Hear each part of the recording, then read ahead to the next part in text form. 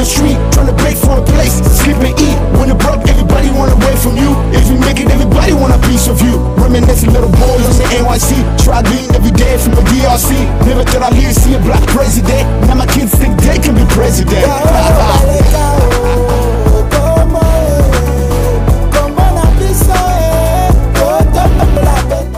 Back then, everybody just off the street. They were chanting and dancing, moving the heat and dip and dance. Cha-cha, don't even give a word about the next day.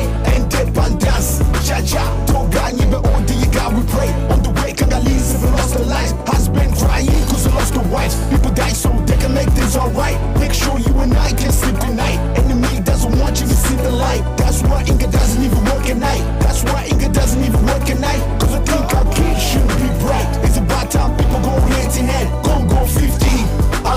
Where do we really want to go from here? Call me up when you find out. Cause you know Hardball. Tu vois, le Congolais a finalement compris que y a un temps pour tout. Tu vois, le peuple congolais depuis très longtemps a été défini comme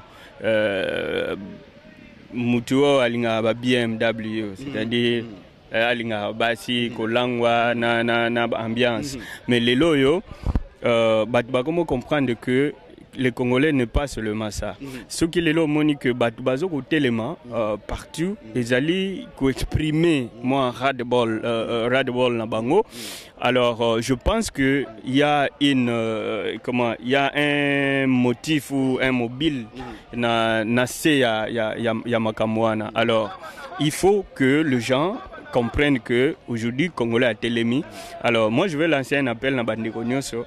Je sais que lui déjà marqué belé. Mais analyse nangai, c'est-à-dire dans tout mouvement il y a toujours à boire et à manger. C'est-à-dire que bako bana mouvement na bango bien, bazo kende, ba mususu bako bana pe mabe et commis bien liboso. Alors ce qui est important c'est que Congolais a un message à faire passer. Je parle pas particulièrement il y a slogan où il y a Kabila dégage, mais je parle il y a côté élément, il y a Congolais de l'extérieur. Je pense que diaspora congolaise où ils allaient contribuer, tout le monde a des statistiques où il y a Western Union, Bamani Grand Bazo Sala, nous sommes vraiment partie importante de l'économie en Boka. Alors les loyaux, on ne peut pas négliger ce qui se passe à l'extérieur. Donc mouvement où il y a Congolais, il y a extérieur. Je suis vraiment contre Batou qui ne font pas d'analyse et belé dans Gatinayo. Juste quand ils se lèvent comme ça, ils disent non, ce sont des voyous, ou ce sont ceci, ce sont cela. Bisopen à presse, mais je pense qu'il y a aussi un temps où nous pouvons nous asseoir pour réfléchir, pour dire mais avant, les Congolais, ils boété.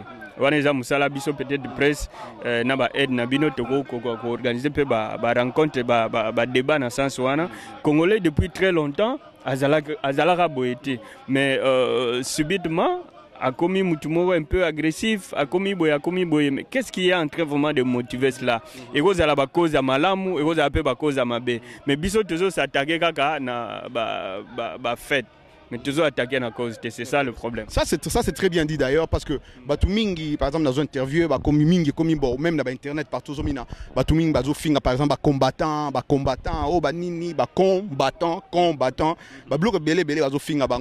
mais comme je disais aussi à quelqu'un d'autre, peuple qui a mis soulevé, peuple qui a baillé l'ogomoko, la réaction ils ont sous contrôle. Donc comme tu le dis, c'est un message que le peuple congolais est en train d'envoyer à son gouvernement en place, comme Bambora Moussou de Sali. Donc, façon Moussou, le peuple congolais a trouvé à passer, Nani, exaté. Et pas nécessairement Raja, pas nécessairement un gouvernement. C'est un message, Oyo, Bandeko, Bakanisaka, puisque pouvoir est embelli à Minomi Balé. Aujourd'hui, là, ils peuvent manifester puisque Kabila est au pouvoir. Mais demain, Kabila ne sera pas là éternellement. Et vous avez Papa Tissi, et vous avez Moutoumoussou, et vous avez Roger Muntu, et vous avez Nani. Alors, déjà, mouvement est Botami. Je pense que ce qui est bien encadré, et que Souka na niveau anate. Et vous avez Moutounios Oya au côté na pouvoir. Maintenant, et là, ici que, attention, Ngaso na sali likambu. Le peuple peut aussi se soulever dans ce sens. Je pense que le mouvement Oyo, il faut ba construire yango na sens wana elakisa que baza na problème particulier kakate na eloko moko bazo s'attaquer na système no mere what no mere nani akozala place wana système nyoso ekolanda et continuer kaka bongo. Donc opposition mo so sale lo mabe bato wana batelemi ba yibso directement que non toi ce qui est Kabila tu dégages, ce qui est Tshisekedi tu dégages puisque tu n'as pas respecté ba norme o ya nini. Donc ezala mouvement mo ngandengwa. Mais est-ce que tu crois que ce qui va s'aligner, parce que c'est une bonne idée, c'est bien. Mais est-ce que tu crois vraiment qu'un gouvernement aujourd'hui ou un système africain est prêt à connaître? Parce que nous savons tous que ce n'est rien à cacher que Babo Mara toujours gauche droite. Tu vois, chaque gouvernement en Afrique on a Babo Mara. Donc tout est connu. Alors, tu crois vraiment que ce qui va continuer, ça va réussir à un point? Ou je sais pas, est-ce que tu vois vraiment sortir mon copain de ça dans ma place? Bon, biso omoni biso musala biso ezali biso za presse. C'est ba moni Roger Muntu, ba moni Gary Wele, ba moni Jean-Louis Mafema, ba moni Mutu Kingani ba yebi que ba tuana ba memela biso ba news pour que mutu azana sima écran parce que biso tozala na Maison Blanche batunyozo bazu moyen oya na Maison Blanche te mais RM2 azu image atiango yozana 1 million de personnes na yo balanaka yo barolandango GIA azu azana 2 personnes balanaka ye batupe barolanda baye ba qu'est-ce qui se passe. C'est à partir de là que mutu akosala ba analyse na ye.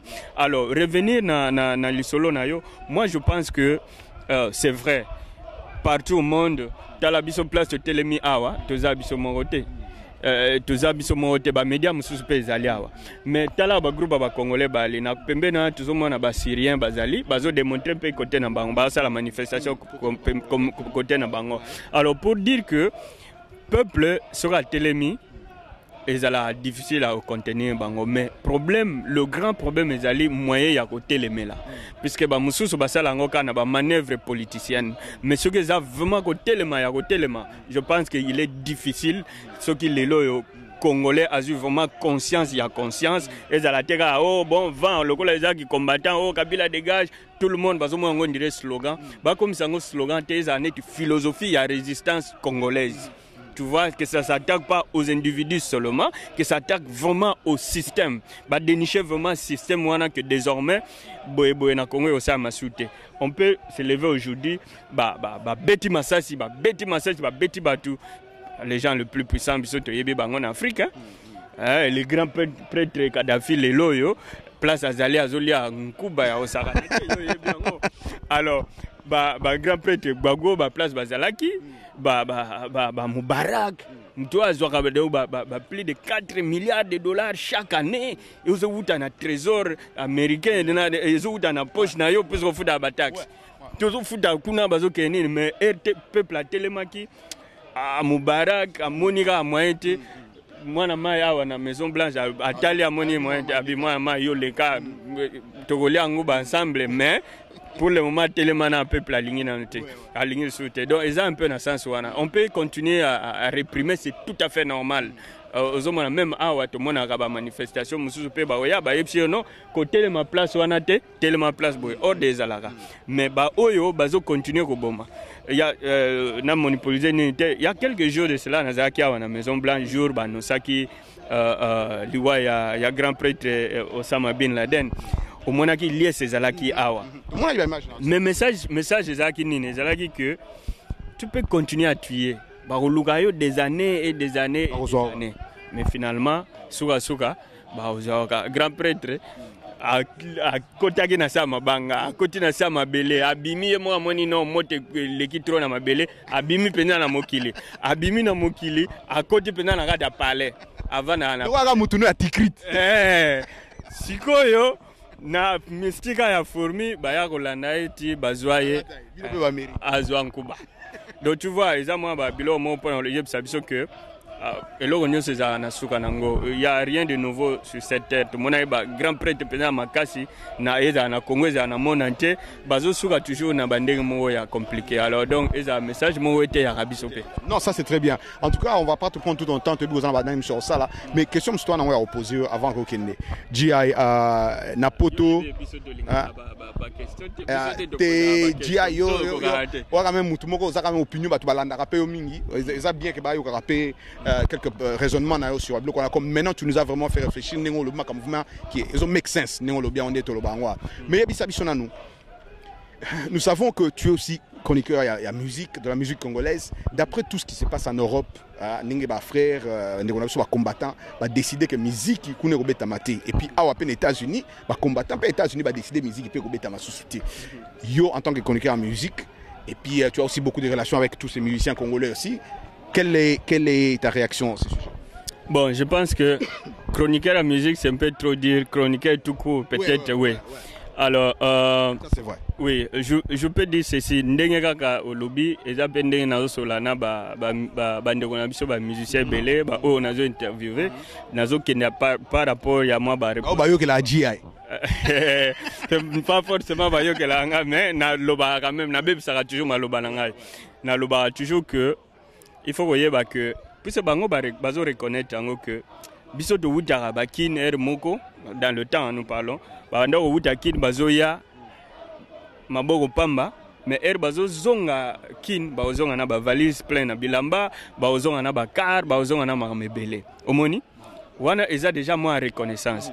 Mais maintenant qu'est-ce qui fait que Roger Muntu oyo azalaki tout le temps akomona yo GI apesio biloko kolia akomona yo akabelo chemise akomona yo akabelo micro akabelo caméra lelo le même Roger Muntu soka moni GI alobi GI yoko ya susu boete. C'est-à-dire que il y a quelque chose qui se passe, tu comprends? Donc c'est ce message là oyo bande konabiso ba musicien ba ko négliger en côté. J'ai l'impression que bazali plus focus ya kotala parce que na yoga ngo mingi ndenge na yoga oh bon voilà c'est des politiciens bon mingi za comme ngwane ya kana nene bien que ba lubango clairement que yé mutazo pousser ba tuana tout et tout to yebi ba politiciens baza toujours mayele ils peuvent toujours susciter leur mongo boy et tout ça mais début oui mais ndenge mouvement et okende yo ko contrôler ngo soute pour même ce que ça dit que yé mutazo salango ata iza mutumo et ko balukele pe un jour alors bande on a biso bazwa yango kaka na ndenge wana te. Moi je trouve que personnellement on doit réfléchir. Je dis toujours, je donne toujours conseil na bande on a biso ba musicien que bon négliger ngo toujours te parce que olinga te na minute yo eza boye.